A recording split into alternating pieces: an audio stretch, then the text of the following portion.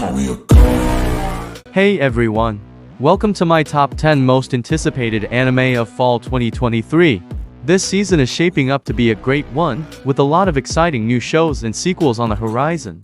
From action-packed adventures to heartwarming slice-of-life stories, there's something for everyone to enjoy this fall. So without further ado, let's get started. At number 10, we have You Were Experienced, I Was Not Our Dating Story. Kashima Ruto is a gloomy high schooler who quietly spends his days watching his crush, the beautiful Shirakawa Runa, from afar. Runa, a popular and beautiful girl, rules the school and has had no shortage of boyfriends. Although Ryuto is fully convinced she'd never accept him, fate leads him to confess his feelings to her anyway. To his astonishment, she accepts simply because she's available at the time, but the surprises don't end there. She immediately invites him over as if it's the most natural thing in the world. This odd couple is different in just about every way, but with every passing day, they grow a little bit closer. This may not be Runa's first relationship, but their dating story is going to be full of firsts for them both. At number 9. The Apothecary Diaries. In an imperial court in ancient China, it has been a few months since a 17-year-old girl known as Mao Mao was kidnapped and forced to work as a low-level servant at the emperor's palace. Still, she manages to retain her curious and pragmatic spirit, planning to work until her years of servitude are over. One day, however, she catches wind of the fact that the emperor's two infants have fallen gravely ill. She decides to secretly take action, drawing on her experience as a pharmacist raised in the poor red light district. Despite Mao Mao's attempts to remain anonymous, she soon catches the eye of Jinshi, an influential eunuch who recognizes her talents. Mao Mao soon finds herself in the emperor's inner court, where she gradually makes a name for herself by utilizing her knowledge and eccentric personality to solve various medical mysteries.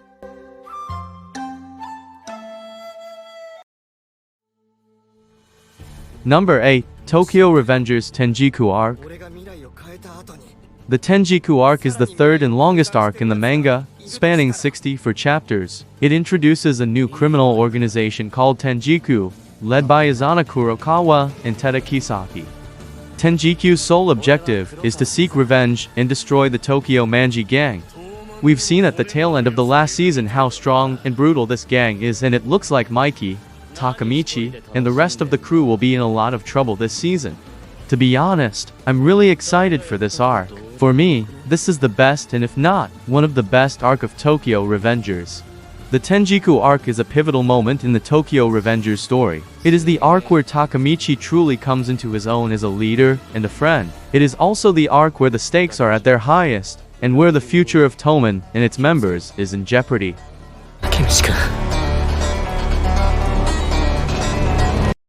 Coming back this season at number 7. The faraway paladin, the Lord of the Rust Mountains. 2 years had passed since he left the City of the Dead, and was 17 by count. As a lord, he developed Torchport, a river port of light, and gradually the people's activities and smiles returned to Beast Woods. However, out-of-season flowers bloom profusely, and an abnormality is discovered in the forest. Will and his friends head into the depths of the forest to solve this problem, and receive an ominous prophecy from the king of the forest. In the Iron Rust Mountains, the fire of black calamity will occur. The fire will spread, or it will burn everything in this land. What is the calamity that sleeps in the ruined dwarven city of Tatsusabi Sanmyaku? Number 6. Frieren, Beyond Journey's End. This is definitely my most anticipated anime on this season. The story begins after the Demon King has been defeated, and the victorious hero party returns home before disbanding. The four, Mage Frieren, Hero Himmel, Priest Hyder, and Warrior Ison, reminisce about their decade-long journey as the moment to bid each other farewell arrives. But the passing of time is different for elves, thus Frieren witnesses her companions slowly pass away one by one. Before his death, Hyder manages to foist a young human apprentice called Fern onto Frieren. Driven by the elf's passion for collecting a myriad of magic spells, the pair embarks on a seemingly aimless journey revisiting the places that the heroes of yore had visited. Along their travels, Frieren slowly confronts her regrets of missed opportunities to form deeper bonds with her now deceased comrades.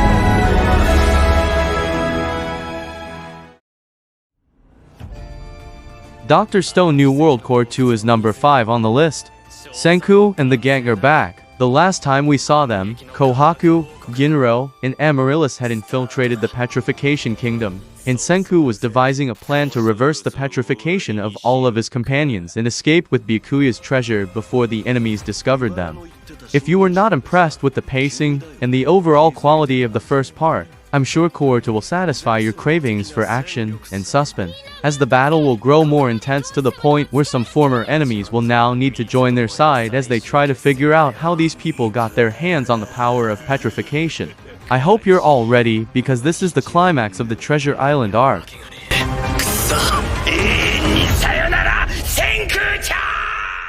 Next up, at number 4, Goblin Slayer 2. Rumor has it that, in a certain guild in the middle of nowhere, there's an extraordinary man who has climbed all the way to the silver rank just by killing goblins. At the same guild, a priestess who's just become a new adventurer has formed her first party, and the man who ends up rescuing that party when they get into trouble is none other than the Goblin Slayer. Yes, I know that you're already familiar with that story if you watched the anime or read the manga, but 5 years after the first season, we finally get the chance to see a new season of this series. Finally, we can again see my favorite adventurer do what he does best: slaughter those bad and ugly goblins.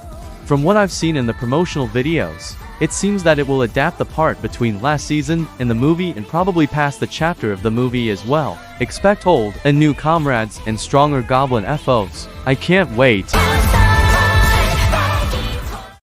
The most awaited sequel of the hit isekai anime takes the third slot, The Eminence in Shadow second season.